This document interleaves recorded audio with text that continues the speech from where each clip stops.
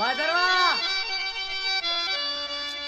परदेसी पिरी ते यार कभी कहिड़ी मया हू हिकिड़ी हथी को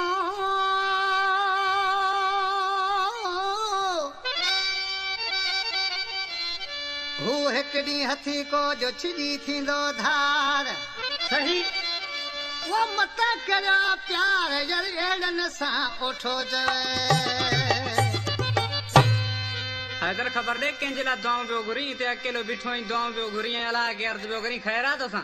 रायचंद चई ॿुधा मुझे महबूब अचणो हो बहु टेम वियो हलियो न आयो ऐं सोचां पियो शायदि के मैं तव्हां वेरी वेर ॿुधो तॾहिं राजी वठो राजन जहिड़ो कोन हो सही आहे चई ॿुधा ॾिसी अञा पियो चवां सोचां पियो ए मुंहिंजे जानीड़ करे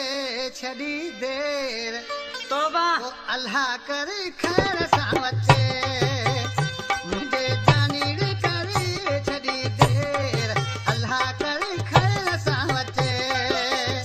अलाए छाला त कयाई एॾी देर मौला करे ख़ैर सां अचे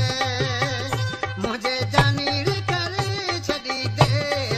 अल्लाह करे ख़ैर सां अचे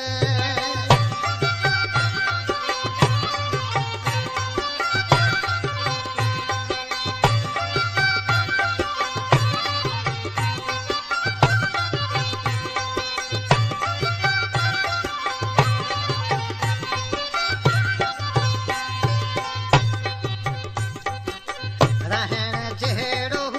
माण्हू ना हो रहण जहिड़ो माण्हू ना हो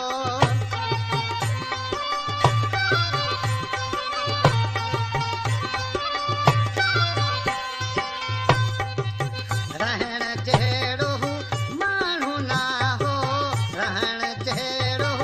माण्हू ना हो मतां वेरी न विधो हुजे वेर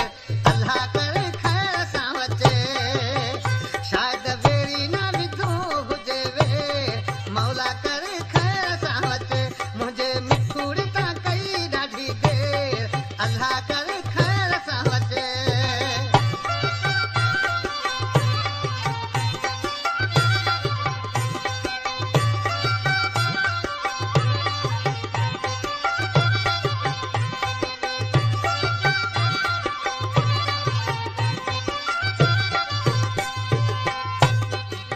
सजण मुंहिंजो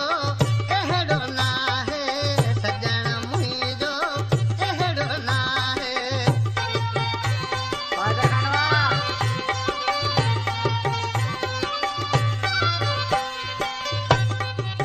सजण मुंहिंजो अहिड़ो नाहे सजण मुंहिंजो अहिड़ो नाहे हाणे ख़बर वठी अचे केर अल्लाह करे ख़ैर सां अचे हाणे ख़बर वठी अचे केर अल्लाह करे ख़ैर सां अचे मुंहिंजे मिठूड़े करे छॾी देर मौला करे ख़ैर सां अचे